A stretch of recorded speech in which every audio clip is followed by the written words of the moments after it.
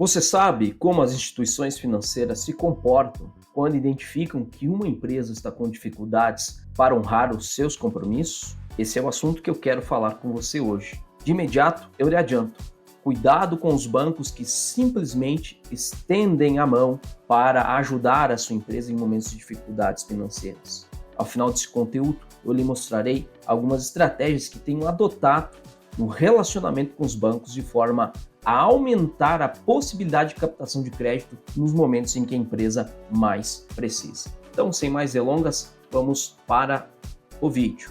Muito bem, como sempre eu faço, eu trago muita racionalidade aqui para a discussão, muita luz ao debate, sem achismos, com dados técnico-científicos. Eu tenho aqui um estudo em um periódico de alta relevância e alto fator de impacto, um periódico classificado como A1, muito respeitado no meio acadêmico e corporativo. O título desse estudo é O papel das relações bancárias em empresas com dificuldades financeiras.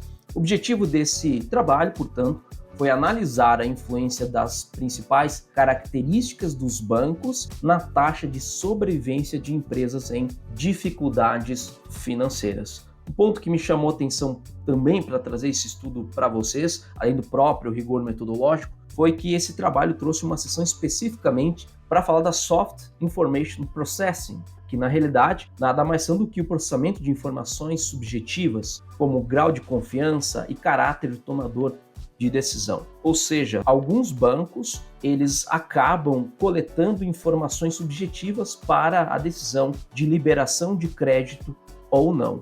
E o resultado vai trazer quais são os tipos de instituições que acabam também considerando essas variáveis.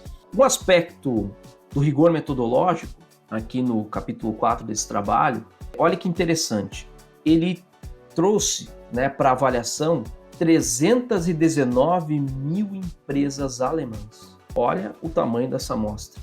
O período foi de 2000 a 2013, portanto foram 14 anos de observações feitas. E, sem mais delongas, depois de ter rodado lá todos os testes, as análises regressivas e assim por diante, vamos às conclusões do estudo.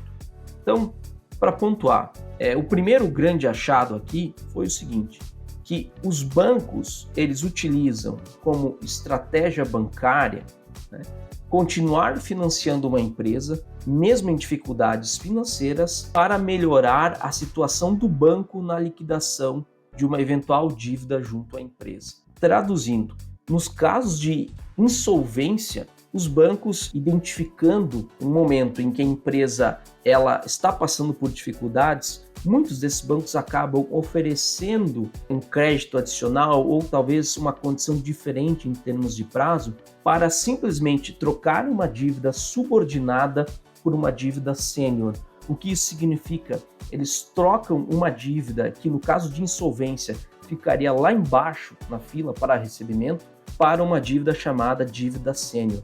Essas dívidas sênior geralmente são dívidas com garantia.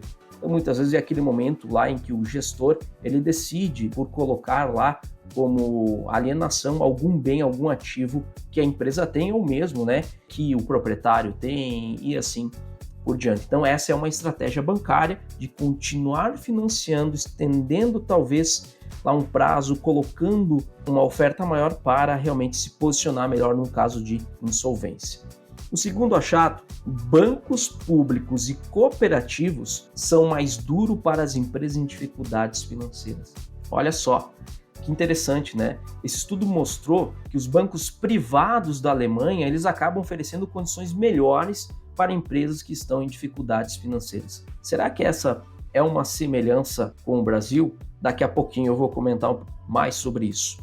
O terceiro achado é bancos maiores e mais estruturados processam menos a soft information, ou seja, bancos que já possuem uma estrutura organizacional, processos definidos, eles não avaliam, eles não levam em consideração nem o grau de confiança, nem o caráter que o tomador de empréstimo tem. Então, eles, de forma bem nua e crua, eles desconsideram esse caráter mais subjetivo de informações vinculadas à própria reputação da empresa. O quarto achado é que empresas com necessidade de choque de liquidez são mais bem-sucedidas na captação quando possuem múltiplas relações bancárias. Então, ou seja, uma vez que a empresa necessita de um choque de liquidez, ou seja, uma quantidade de liquidez importante, expressiva, para continuar as suas operações ou seus investimentos, essas empresas elas são bem-sucedidas quando elas possuem lá múltiplas fontes para tomada de financiamento, ou seja, não tem um alto grau de concentração dos fornecedores bancários, né? Então elas não têm apenas um ou dois, elas trabalham lá com uma possibilidade maior de instituições financeiras. Então, será que isso tem relação aí e apresenta, de certa forma, ali uma semelhança com o caso que nós temos aqui no Brasil? Então, olha só, pessoal, que eu tenho orientado aí as empresas que eu trabalho. Primeiro ponto é trabalhe para ampliar o vínculo bancário com outras instituições. Eu já mostrei isso em outro vídeo, apresentei que essa é uma das orientações que eu sempre levo às empresas que eu trabalho, que é realmente a ampliação desse portfólio ali de empresas, de instituições financeiras, né, para que você possa ir trabalhando esse relacionamento com elas ao longo do tempo. Porque isso, quanto mais opções você tem, uma coisa até lógica, quanto mais opções você tem, mais poder de barganha você consegue ter. Muitas vezes pegando lá uma oferta de um crédito que uma instituição te oferece, levando para outra, né, e assim por diante, realmente para conseguir barganhar lá as melhores condições. Além disso, a multirrelação bancária tem que ser trabalhada sempre em tempos de bonança pela empresa. Estender esse relacionamento bancário deve ser uma decisão tomada quando os ventos ainda estão bons. De forma oposta, em situações de dificuldade, às vezes quando a empresa ela já possui lá algum grau de negativação, ela começa a ter um rating negativo, ela começa a atrasar os seus pagamentos, realmente fica mais complexo você encontrar um credor que esteja disposto lá realmente a trabalhar com a empresa.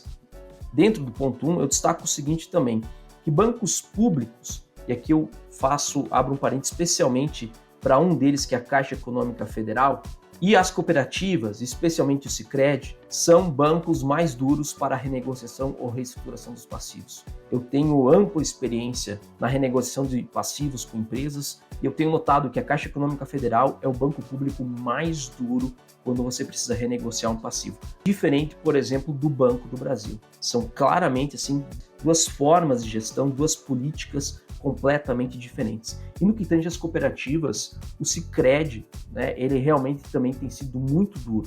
Ele dá assim pouca margem, ele não consegue de fato ali ofertas interessantes que permitam, inclusive, né, uma boa renegociação. Eu estou falando aqui que é difícil, não impossível, né? Sempre se encontra uma forma de encontrar um denominador comum para o que a empresa precisa, trabalhando sempre tecnicamente. Segundo ponto é trabalhe com instituições de diferentes portes, e aqui eu me refiro grandes e pequenas. As instituições menores, elas trabalham com o que o artigo, inclusive, apresentou anteriormente, com a chamada Software Information, ou seja, instituições menores levam ou processam em maior medida o grau de confiança, a reputação que aquela empresa tem, o caráter que muitas vezes o gestor daquela empresa tem. Então, trabalhar para aumentar e ter instituições de diferentes portes acaba sendo muito importante quando dá necessidade de tomada de capital. E o terceiro e último ponto é que em momentos de necessidade de maior liquidez, avalie racionalmente a oferta de crédito. Então, muitas vezes, ao passar por uma crise de liquidez, a empresa realmente tem que avaliar de uma maneira muito racional o que é o crédito que está sendo ofertado. Porque muitas vezes o que o banco vai oferecer é trocar uma dívida sem garantia, uma dívida subordinada, por uma dívida sênior. Muitas vezes lá é uma dívida atrelada a uma garantia que, em momentos como de investimentos, acaba sendo extremamente negativo, porque muitas vezes você visualiza uma oportunidade de expansão, uma oportunidade de investimento, e aquele ativo, ele pode estar lá atrelado, alienado fiduciariamente a uma determinada instituição que lhe dá, de certa forma, pouca possibilidade de gestão ali na frente. Então, tomemos aí cuidado, porque essa é uma estratégia bancária. Quando os bancos identificam que que uma empresa está passando por dificuldades de liquidez, eles acabam oferecendo uma dívida que vai dar a eles, né, uma prioridade no momento de insolvência. Esse vídeo te ajudou? Espero que sim. Forte abraço e até a próxima.